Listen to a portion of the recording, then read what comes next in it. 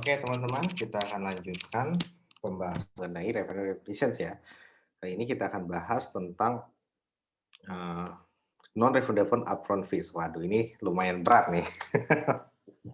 Oke, nah pada dasarnya non refundable upfront fees ini adalah uang muka, gitu ya, uang muka yang dibayarkan oleh pelanggan kepada siapa? Kepada si penjual, gitu ya. Jadi penjual itu memasang tarif uang muka. Nah, contohnya apa? Contohnya ini berkaitan dengan, kalau kita ikut fitness club gitu. Jadi kita ingin, fitness ya di apa ya, saya nggak pernah fitness juga, eee, yang saya tahu apa sih, Gold Gym mungkin, atau Celebrity Fitness gitu, atau apa ya, something like that lah. Jadi seperti itu. Jadi Gold Gym atau Celebrity Fitness gitu ya, ya pokoknya gym-gym yang, terkenal lah, seperti itu. Nah, dari sini pada dasarnya dia memiliki ikatan cinta, memiliki perikatan tersendiri. Jadi dia biasanya harus membayar yang namanya, apa namanya, uang muka atau upfront fee ya, yang tidak dapat dikembalikan. Nah, seperti ini ya. Contohnya adalah ya ini ya, fee bergabung dalam keanggotaan klub kesehatan, fee untuk aktivasi kontrak telekomunikasi, fee pemasangan, dan fee awal dalam beberapa kontak penyediaan. Nah, yang biasanya ini gym gitu ya, gym ya. Gold Gym mungkin, Gold Gym atau apa gitu ya.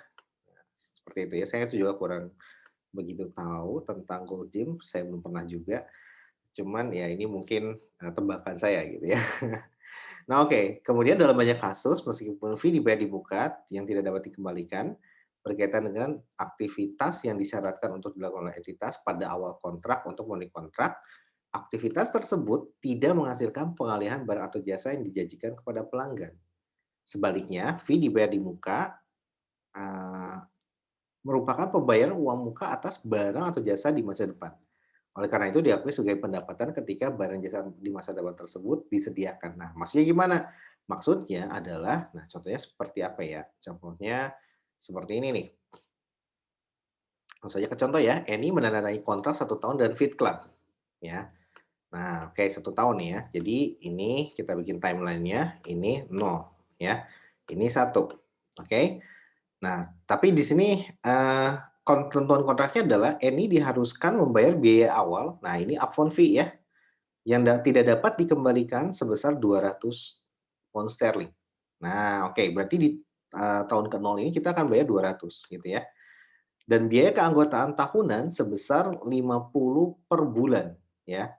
Oke, berarti 50 per bulan, berarti ini dibayarnya per bulan ya. 1, 2, sampai bulan ke-12 gitu ya. Nah, kemudian Fit Club menentukan bahwa pelanggannya rata-rata memperbarui kontrak tahunan mereka itu 2 kali sebelum mengakhiri keanggotaan mereka. Ya jadi maksudnya gimana? Maksudnya adalah, ya dia akan mengakhiri, jadi 12 keanggotaannya itu periodenya 12 bulan, ya.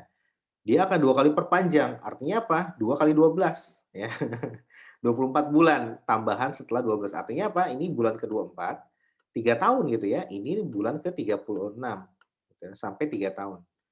Nah, ini adalah totalnya 36 bulan atau 3 tahun ya, sama dengan 3 tahun ya, seperti ini. Oke, taruh di mana ya? Taruh sini aja deh ya, taruh di pojok, eee, sini. Oke, ini adalah 3 tahun pada dasarnya ya.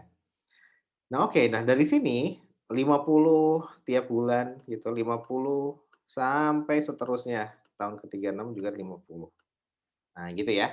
Nah sekarang pada dasarnya, berapa jumlah pendapatan yang harus diakui oleh Fitcap pada tahun pertamaannya, bulan ke-0 sampai bulan ke-12, berapa total pendapatannya. Nah di sini ini ya ada yang dinamakan upfront fee-nya itu yang 200 ini ya, yang 200 di tahun ke-0, ya di bulan ke-0 gitu ya. Nah, sekarang pertanyaannya adalah, pendapatan upfront fee ini merupakan bagian dari si biaya bulanan ini, ataukah dia terpisah? Seperti itu ya. Kalau dia terpisah, maka ya catatnya juga terpisah, tidak jadi satu dengan si bulanan ini. Jadi isunya adalah di pengakuan yang performance obligations ya. Apakah dia satu performance atau 2 performance ya. 2 performance ini berarti performance obligation yang terpisah ya. Kalau jadi satu, berarti disatuin tuh antara upfront fee nempel ke biaya bulanan ini gitu ya. Nah, yang mana nih kira-kira ya? Nah, itu yang akan kita jawab melalui soal ini ya. Nah, di sini bahwa upfront fee ini pada dasarnya dia jadi satu ya, tidak menghasilkan pengalihan barang atau jasa. Nah, perhatikan, biasanya ada pengalihan kalau ini gym berarti jasa ya gitu ya. Biasanya yang namanya revenue itu berkaitan dengan pengalihan jasa atau barang ya. Khususnya kalau gym ini berarti revenue ini berkaitan dengan service ya, seperti itu jasa. Nah, tetapi si upfront fee ini nggak berkaitan dengan jasa, nggak ada jasa yang akan kita perjualbelikan terkait dengan upfront fee ini, gitu ya. Tidak ada jasa yang harus si penjual berikan, gitu ya. Nah, oleh karena itu gimana? Oleh karena itu ya sudah, akhirnya apa? Hanya saja perlu jadikan catatan, adanya upfront fee ini dia akan memberikan privilege kepada membernya. Nah, gitu ya. Misalkan, nah ini ada tambahan sebetulnya. Misalkan ya, kalau dia tidak membayar upfront fee, maka keanggotaan tahunannya bukan 50, tapi misalkan 100 gitu ya. Nah, artinya dengan bayar upfront fee dia dapat privilege pengurangan harga keanggotaan setiap tahun atau setiap bulan sebesar 50 pound sterling ya. Atau jadi menjadi 50 pound sterling gitu ya. Nah, kalau dia non-member 100, kalau dia dengan member setelah bayar upfront fee maka cukup bayar 50 per bulan. Nah, seperti itu ya. Jadi inilah privilege. Nah, tidak ada jasa yang harus diberikan oleh si Eni, oleh si Fit Club kepada si Eni. Nah, tapi apa si dua terkait dengan upfront fee ini. Tetapi upfront fee ini justru memberikan privilege kepada si Eni untuk apa? Untuk mendapatkan pembayaran biaya bulanan yang lebih murah gitu loh. Nah, jadi privilege-nya itu doang gitu.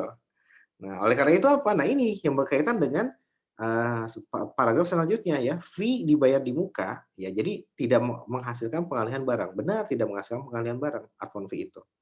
Akan tetapi apa? Akan tetapi upfront fee ini memberikan any privilege untuk mendapatkan pembayaran yang lebih murah ya, sebesar 50 pound sterling per bulan.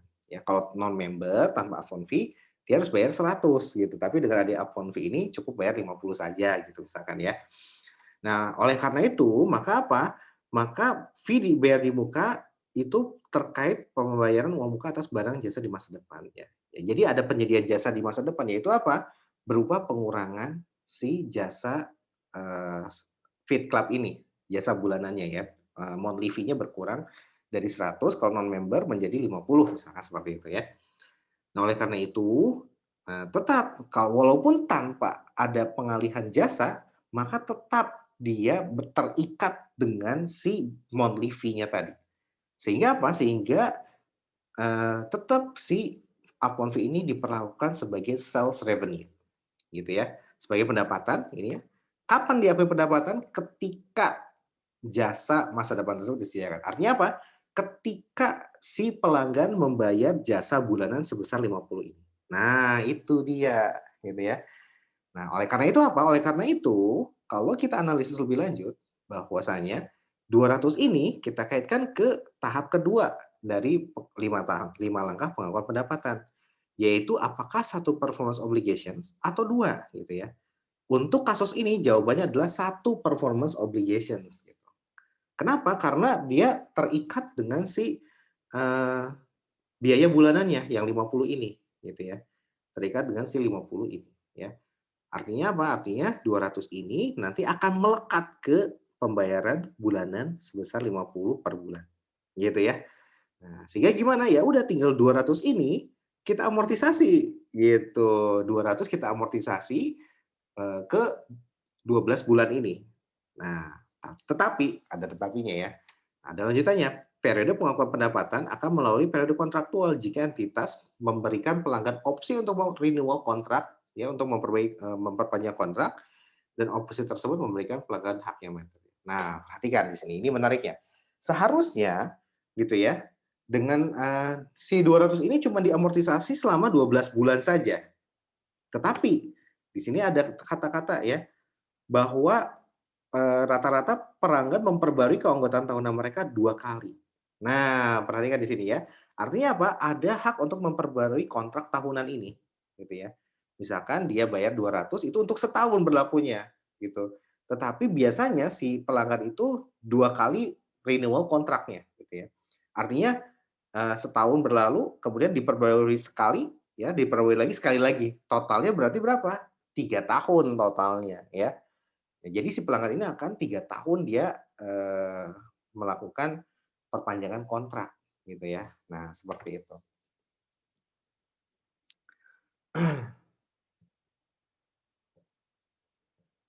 Oke, 2 kali sebelum mengakhiri keanggotaan mereka. Nah, oleh karena itu ya, oleh karena itu perhatikan ya, berarti apa? Berarti 200 ini bukan berlaku selama 12 bulan, ya, seperti itu ya. Nah, tetapi dia, akan diperbaharui setiap tahun selama, 2 tahun ke depan atau totalnya adalah 36 bulan, ya.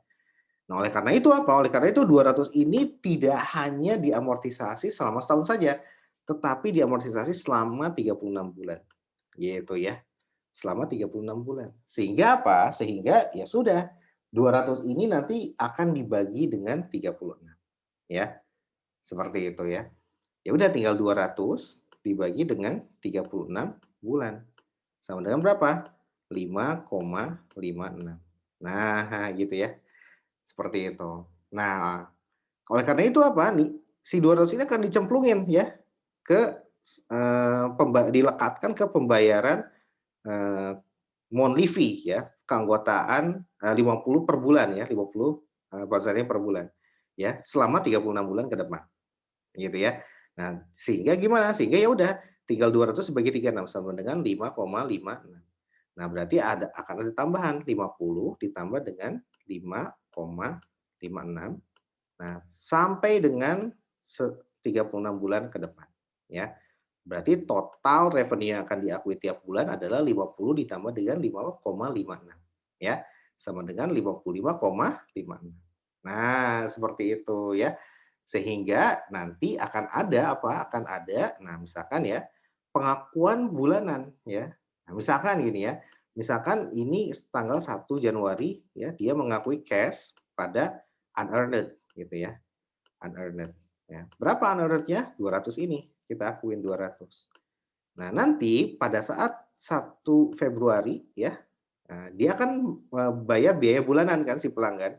Maka si, Fit Club akan menerima cash ya, sebesar berapa? Sebesar 50 ini ya, 50.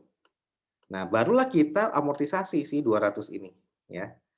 Nah, berapa amortisasinya? Unearned di debit ya, unearned. Nah, berapa? Tadi udah kita hitung 5,56 ya. Pada apa? Pada si sales revenue. Nah, sales revenue-nya berapa? Sales revenue-nya adalah 55,5 ya.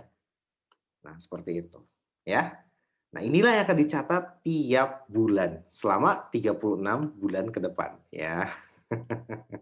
Jadi nanti anaknya ini akan diamortisasi seiringan dengan pembayaran dari si uang bulanan sebesar 50 pound sterling per bulan. Nah, seperti itu jadinya ya. Oke, nah sekarang, kita lihat nih jawabannya ya, sama aja tuh. Jadi total ya, secara total ya si, Fit Club ini akan mendapatkan ya, 2.000 pound sterling total harga transaksi ya. Nah, 200 ini sebagai satu performance obligations ya. Nah, kemudian harga awalnya adalah 200 ditambah biaya 3 tahun sebesar 1.800 atau 50 kali 36 dan mengalokasinya selama 3 tahun. Nah, sehingga total 3 tahun itu adalah 200 tambah 1.800, 2.000 ya. Nanti tinggal dibagi dengan 36 ya. Atau ya ini merupakan apa? 2.000 ini 200 ditambah dengan 1.800 ya. Nah, ini per 36 ya. Ini juga per 36. Nah, sama dengan berapa? Ini sama dengan 5,56 gitu ya. Yang ini sama dengan ya 50 gitu ya. Nah, seperti itu ya. Sehingga total yang diakui tiap bulannya berapa ya? Tinggal ditambahin 5,56 ditambah dengan 50. Hasilnya adalah 55,6. Tadi jurnalnya sudah kita bahas ya. Oke, nah sekarang bagaimana kalau diakuinya adalah kewajiban yang terpisah? Nah, dua performance obligations isunya. Nah, kalau dia diakui sebagai kewajiban yang terpisah, iuran awal 200 ini memberikan fasilitas pengurangan harga yang lebih murah di tahun kedua dan ketiga, gitu ya. Maka dalam hal ini pada tahun pertama, Fit mengakui pendapatan tahun pertama sebesar 600, ya. Kemudian adapun iuran awal 200 diakui sebagai pendapatan di tahun kedua dan tahun ketiga, masing-masing sebesar 100. Nah, seperti ini ya. Jadi kalau kita bikin jurnalnya, mungkin kalau untuk yang apa namanya, yang diakui sebagai terpisah ini, nah jadi kenapa diakui secara terpisah? Karena ya ada pengurangan harga yang lebih murah di tahun kedua dan ketiga, ya. Fasilitas pengurangan harga yang lebih murah, ya. Maksudnya gimana? Nanti di tahun kedua dan ketiga si, apa namanya, Fit Club ini akan si Eni ini akan mendapatkan ya, berupa pengurangan harga. Nah, pengurangan harga ini bisa 2 ya, bisa pengurangan harga dari si 50 ini ya. Nah, artinya dari 50 ini nanti akan berkurang ya. Berkurang berapa? Misalkan jadi, 40 gitu ya, jadi 40 gitu. Ya udah, maka pendapatan di tahun pertama akan seperti ini nanti ya. Oke, mungkin kita coba bahas dulu ya. Nah, seperti ini ya. Coba kita bahas dulu ya. Jadi, misalkan ya, kalau dia 2 performance obligations ya, 2 PO, maka di tahun kedua dan ketiga dia akan mendapatkan pengurangan harga bukan 50 lagi biaya monthly-nya, tetapi misalkan 40 per bulan, gitu ya. Nah, kalau seperti ini maka dia akan memiliki 2 kewajiban yang terpisah. Kenapa?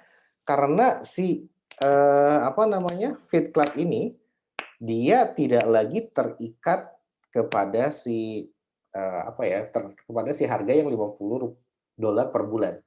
Ya, tetapi si 200 tadi, itu nanti akan men-trigger pengurangan harga. Nah, sehingga apa? Sehingga 200 tadi akan kita akui di tahun kedua dan ketiga. Seperti itu ya. Akan kita, perlakukan secara terpisah, tidak jadi satu, tidak digabungin dengan si 50 tadi ya, tidak digabungin dengan si 40 per bulan, tidak seperti itu, ya. Sehingga apa? Sehingga ini kita catat dulu terpisah ya. Nah, catat terpisah dulu ya. Nah, sehingga apa? Sehingga ya sudah tinggal kita catat saja terpisah. Maka pencatatannya adalah seperti ini. Mana ya? Oke, ya, kita coba bikin ya pencatatannya ya. Di tahun pertama dia akan catat cash ya pada unearned ya, unearned. Sebesar berapa? Sebesar 200 ya untuk mencatat upfront fee-nya. Baru pada tanggal 1 Februari ya, dia akan mencatat cash pada sales revenue. Nah, berapa besarnya? Sebesar 50. Nah, karena kenapa? Karena si 200 ini tidak jadi satu dengan 50. Kenapa? Karena ada ketentuan bahwasanya di tahun kedua dan ketiga si apa namanya tuh, si Eni akan mendapatkan pengurangan harga bulanannya, tidak lagi 50 tapi menjadi 40 gitu ya. Sehingga apa? Sehingga si 200 itu akan mulai terlunasi gitu ya. Akan apa namanya, dapat terlunasi kewajibannya atau performance obligations-nya bukan dengan pembayaran bulanan sebesar 50 tadi, bukan. Tapi tertunda nanti di tahun kedua dan ketiga, ya. Di tahun kedua dan ketiga, si kewajiban dari 200 itu akan terpenuhi. Berupa apa? Berupa pengurangan harga bulanan. Yang tadinya 50 menjadi 40 misalkan seperti itu ya. Nah, oleh karena itu apa? Oleh karena itu si 200 ini tidak terikat dengan si 50 tadi, ya. Tetapi apa? Terikatnya nanti di tahun kedua dan ketiga berupa pengurangan harga dari si 40 tadi, gitu ya. 40 eee biaya bulanan dari 50 berkurang menjadi 40 gitu ya. Nah, sehingga apa? Sehingga, pengakuan revenue dari si unearned sebesar 200 untuk upfront fee itu tidak melekat ke pembayaran 50 per bulan di tahun pertama. Tapi apa? Tetapi itu nanti akan diamortisasi di tahun kedua. Akan diakui sebesar berapa? Sebesar, 100 di tahun kedua dan 100 di tahun ketiga, gitu maksudnya ya. Nah, maka kita langsung bikin aja gitu ya, bikin aja jurnalnya. Kalau ini tahun 2020, maka tahun keduanya adalah 2021 gitu ya. Nah, di tanggal 1 2021 atau 31 Desember ya, ya. Karena kan dia apa namanya? eee, mendapatkan eee, pengurangan harga di tahun 2021. Maka misalkan ya kita catat 1 Januari 2021-nya adalah seperti ini ya. Jadi, sebesar cash pada sales ya, sebesar berapa? Sebesar 40 gitu ya, sebesar 40 ya. 40 per bulan, 40 ya. Udah ada tuh 40-nya ya. Nah, jadi sebesar 40 per bulan. Ini 40 per bulan ya. Nah, ini menjadi 40 tuh sales-nya ya, untuk mencatat monthly fee yang berkurang. Nah, nanti di tanggal 31 Desember 2021 ya, 2021 dia akan melakukan, mengakui sales revenue atas si upfront fee yang unearned ini ya. Nah, kita akan akui unearned ya pada sales ya. Sebesar berapa? Sebesar 100. Nah, gitu ya maksudnya. Karena ya ini baru diakui setelah akhir tahun. Kenapa akhir tahun? Karena pengurangan harganya sudah terjadi dulu dari mulai Januari 2021 sampai dengan Desember 2021. Nah, pada akhir tahun lah nanti kita akan mengakui pencatatan revenue dari si upfront fee-nya gitu ya. Jadi cash pada unearned revenue pada sales itu terjadi pada akhir tahun 2021. Nah, dan begitu seterusnya di tahun 2022 ya. Sehingga ini kita akui secara terpisah, tidak lagi melekat ke 50-nya. Kenapa? Karena si 200 ini akan terpulihkan atau akan terlunasi pada tahun kedua dan ketiga. Karena apa? Karena adanya perjanjian bahwasanya di tahun kedua dan ketiga dengan membayar upfront fee ini, maka si Eni berhak mendapat pengurangan. Pengurangan biaya anggota bulanannya atau biaya bulanannya, yaitu dari 50 menjadi 40. Sehingga si 200 itu men-trigger pengurangan harga di tahun kedua dan ketiga. Nah, oleh karenanya apa? Oleh karenanya, performance obligations-nya akan terlunasi ketika di akhir tahun kedua dan ketiga, ya. Performance obligation dari apa? Dari si upfront fee-nya, ya. Sehingga apa? Sehingga pada akhir tahun kedua dan ketiga akan diakui unearned pada sales revenue untuk upfront fee senilai $100 gitu ya. Nah, kemudian gimana ya untuk monthly fee-nya di tahun kedua dan ketiganya ya tinggal diakui aja cash pada sales sebesar 40 gitu ya. Nah, seperti itu kalau dia perlakuannya dua performance obligations. Ada syarat ketentuannya, yaitu apa? Bahwa upfront fee tadi ada tambahan ketentuan bahwa di tahun kedua dan ketiga akan terjadi pengurangan monthly fee dari si Eni gitu ya, dengan membayar upfront fee tersebut.